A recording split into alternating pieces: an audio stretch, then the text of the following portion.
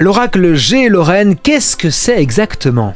Alors il s'agit d'un jeu de 61 cartes illustrées très simplement avec des dessins qui est utilisé pour la divination et qui est devenu en quelques années l'outil fétiche de nombreux voyants. Alors d'où vient-il cet oracle G? Il a été créé par Gérard Barbier au début des années 90. Alors il s'agit d'un voyant qui, après avoir utilisé toutes sortes de tarots et d'oracles dans le cadre de son cabinet, a décidé de créer son propre jeu et puis qu'il l'a commercialisé. L'oracle G est né. Alors à quoi sert un oracle pour un voyant? Les cartes sont ce que l'on appelle un support. Donc il s'agit d'un outil qui va permettre aux voyants de déclencher des perceptions, de confirmer un ressenti, d'affiner certaines prédictions.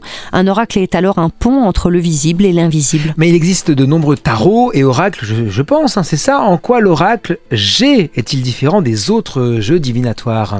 Eh bien oui, en effet Marc, il n'y a en effet que l'embarras du choix. Mais l'oracle G a des particularités qui ont fait son succès. Il s'agit essentiellement de 4 cartes qui représentent les saisons et qui permettent ainsi de dater les événements. Ça a marqué une vraie révolution dans le monde de la cartomancie. Alors comment l'utiliser? Selon les informations dont vous avez besoin, il y a différentes méthodes de tirage que vous allez pouvoir utiliser, aussi bien pour vous-même que pour une tierce personne. Car c'est là aussi la raison de son succès. L'oracle G n'est pas réservé qu'aux professionnels de la voyance. Grâce à des dessins qui sont des symboles très simples à interpréter, on peut facilement le comprendre et l'utiliser. Alors tout le monde peut vraiment utiliser cet oracle G? Bien sûr, nous avons tous de toute façon une intuition et une perception plus ou moins développée mais cependant présente. Travailler avec un oracle comme celui-ci va vous permettre de mieux canaliser et comprendre des informations venues de l'invisible. Avec de la motivation et un peu d'entraînement, vous pourrez facilement vous l'approprier et percer les mystères de votre avenir. Alors y a-t-il des précautions à observer pour nos auditeurs qui voudraient se lancer? Eh bien, je vous donnerai quelques conseils essentiels à observer, quel que soit le jeu que vous utiliserez. D'abord, manipulez votre jeu régulièrement pour vous familiariser avec lui et créer un lien avec lui.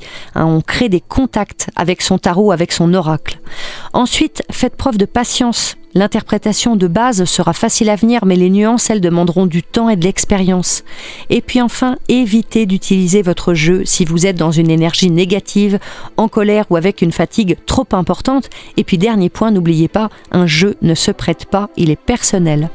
Et surtout, n'oubliez jamais que vous êtes maître de votre avenir. Les cartes ne modifient pas les événements, mais peuvent permettre de les anticiper pour mieux y réagir et tirer votre épingle du jeu.